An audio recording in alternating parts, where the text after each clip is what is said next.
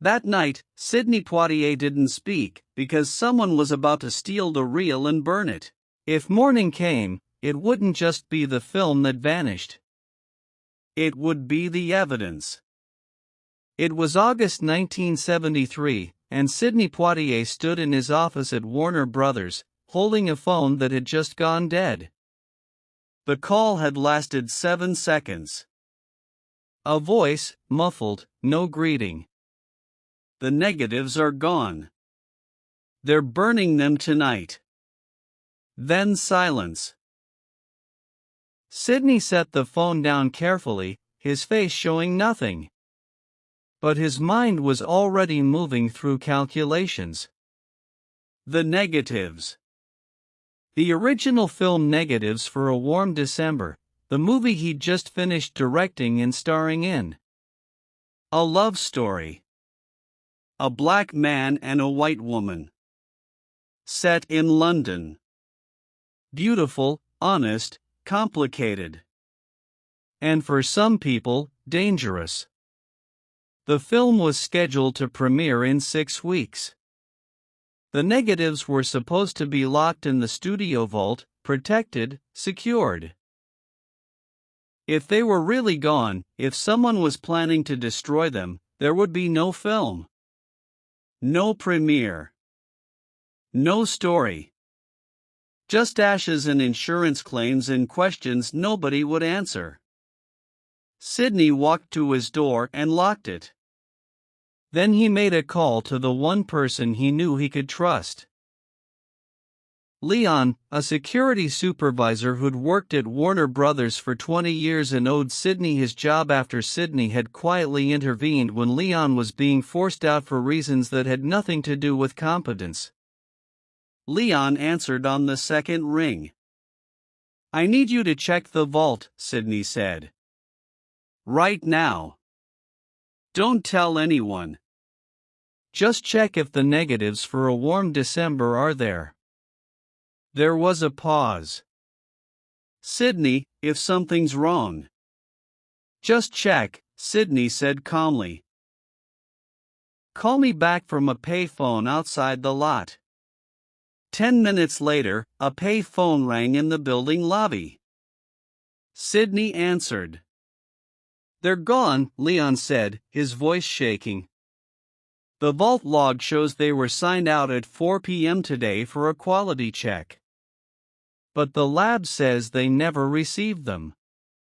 Sidney's jaw tightened. "Who signed them out?" Leon hesitated. "That's the problem. The signature is illegible. But the authorization code belongs to someone in distribution. Someone senior." Sidney thanked him and hung up. Then he stood in that phone booth and made a decision that most people wouldn't have made. He didn't call the police. Didn't call the studio head. Didn't alert security officially.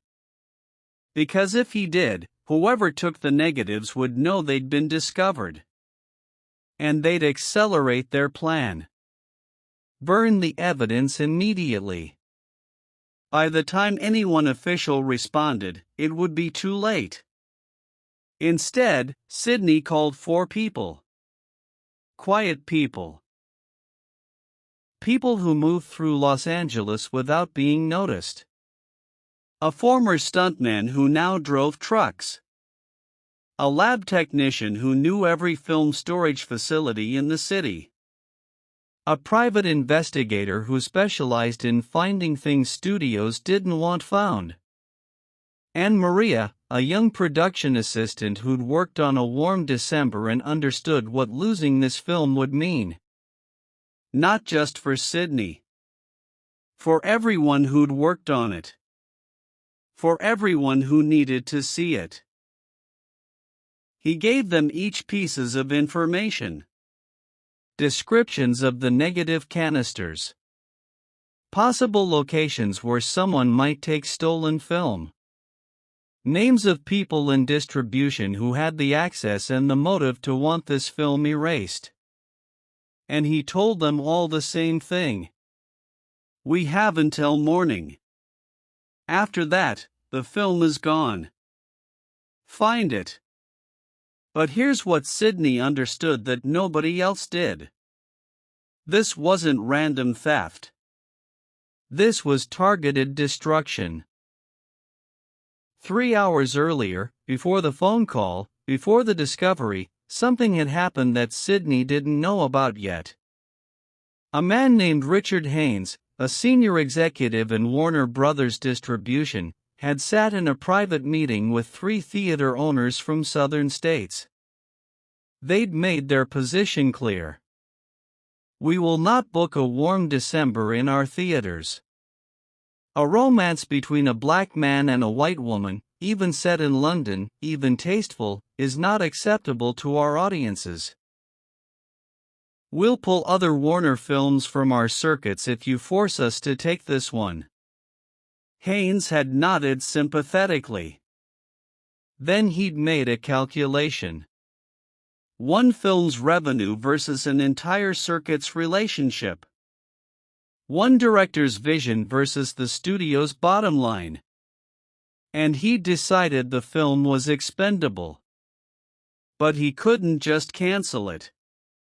Sidney Poitier had a contract. The film was finished.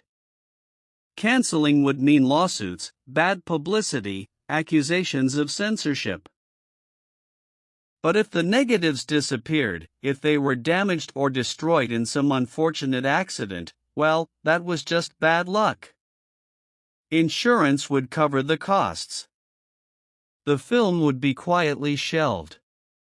And everyone could move on. So Haynes had arranged for the negatives to be signed out, handed to someone trustworthy, someone who understood what needed to happen. And that someone was currently driving toward a warehouse in Long Beach where industrial incinerators burn studio waste. Outdated promotional materials. Failed screen tests. And tonight, one inconvenient film. Sidney's investigators worked fast. The truck driver, a man named Carlos, checked shipping manifests. Found an unusual late-night transport scheduled to a Long Beach facility. The lab technician, Jennifer, called contacts and learned that someone had requested emergency incineration services for film materials. Claimed it was damaged stock. Hazardous. Needed immediate disposal. The private investigator, Thomas, traced the authorization code and connected it to Haynes. Started pulling together proof. And Maria, the production assistant, did something nobody expected. She called the one person who might be able to stop this legally and immediately. She called Sidney's lawyer and explained everything. By midnight, Sidney had a location. The warehouse. He had a timeline. The truck would arrive at 1 a.m. He had names. Haynes and his co-conspirators. But he didn't have authority. Couldn't stop the truck legally. Couldn't retrieve the negatives without proof they were stolen. And he had less than an hour. Wait, this is the critical moment. Because Sidney made a choice that revealed everything about who he was. He didn't go to the warehouse himself. Didn't try to be the hero. Instead, he orchestrated. He sent Carlos to the warehouse with a story about a scheduling mix-up. Sent Thomas to document everything with a camera from a distance. Sent Jennifer to alert her contacts at the film lab that stolen materials were being destroyed. And he stayed on the phone, coordinating, directing, making sure every piece moved at the right time. At 12:50 a.m., Carlos arrived at the warehouse before the truck. Talked his way inside, claiming he was there to pick up empty canisters. Saw the incinerator. Saw the schedule. confirmed this was the place. At 1:15 a.m., the truck arrived. The driver, who had no idea what he was really transporting, started unloading canisters. Thomas photographed everything from across the street. At 1:25 a.m., just as the first canister was about to be opened and fed into the incinerator, Jennifer's lab contacts arrived. They'd been told stolen materials were being destroyed and came to verify. Their presence stopped everything. The warehouse supervisor, confused by multiple people claiming authority, refused to proceed until things were clarified. And in that moment of confusion, Sidney's lawyer arrived with a temporary restraining order, filed an hour earlier based on Maria's information. The order prevented the destruction of any materials related to a warm December pending an investigation into theft. The negatives were secured. The truck driver was questioned. The trail led directly back to Haynes. And by morning, when the studio had arrived at work, he found a complete dossier on his desk. Security footage of the vault sign out. Testimony from the warehouse. Photographs of the negatives being transported for destruction. And a very clear chain of evidence leading to one of his senior executives. Haynes was fired by noon. The negatives were returned to the vault by 3 p.m. And Sidney Poitier, who'd spent the entire night coordinating a rescue operation, never made a single public statement about what had happened. The studio kept it quiet. Didn't want the publicity. Didn't want anyone to know how close they'd come to destroying a film for business reasons disguised as accidents. A Warm December premiered 6 weeks later as scheduled. It didn't become Sidney's biggest hit. Didn't win major awards. But it existed. And that was the victory. Years later, in 1998, Maria, the production assistant who'd made that crucial call to the lawyer, was being interviewed about her career. She'd become a producer herself by then. The interviewer asked about her early days in Hollywood. Maria smiled. "The most important thing I learned," she said, "I learned from Sidney Poitier in one night." "What was that?" the interviewer asked. "That the most powerful thing you can do isn't always the most visible thing." Sidney could have stormed that warehouse himself. Could have made it a dramatic confrontation. Could have turned it into a story about him versus censorship. But he didn't. He stayed in the background and made sure the right people were in the right places at the right times. He coordinated. He strategized. He trusted other people to execute. And because he did it that way, the film was saved without anyone being able to claim he was being difficult or political or making himself the story. That's real power. Not the kind that needs credit. The kind that gets results. Here's what Sidney Poitier understood that night, and what everyone who's ever faced institutional resistance needs to learn. Sometimes the fight isn't about being the hero. It's about being the coordinator. The person who sees the whole board and moves the pieces. You don't have to be in every photograph to win. You don't have to give every quote to make change happen. Sometimes the most effective action is the one nobody sees you take. Sidney could have made that night about himself.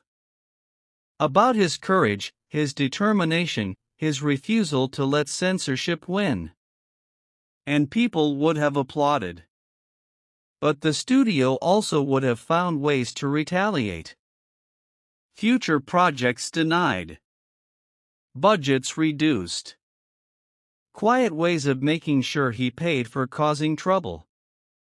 Instead, Sidney made it about the facts. About theft. About clear evidence of wrongdoing. He didn't fight censorship directly. He documented a crime. And that made it impossible for the studio to punish him without admitting what they tried to do. That's strategic thinking. That's understanding that winning isn't always about the most dramatic action. Sometimes it's about the most effective one.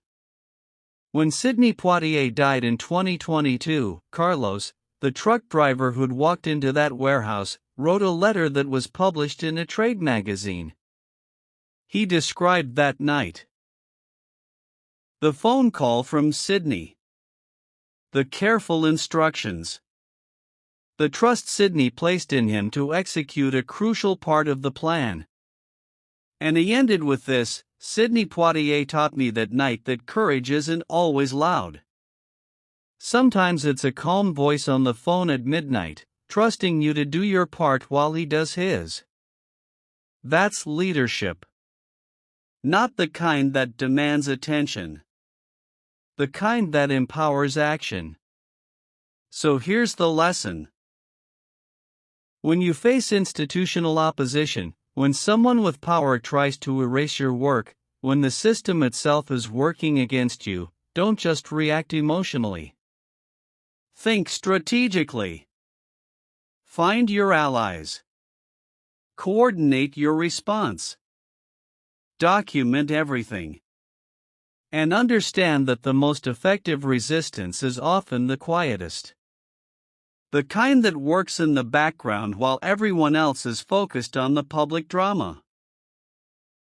Sidney Poitier saved that film not by fighting publicly but by organizing privately. Not by being the hero but by making sure the right people could act. Not by demanding credit but by ensuring the outcome.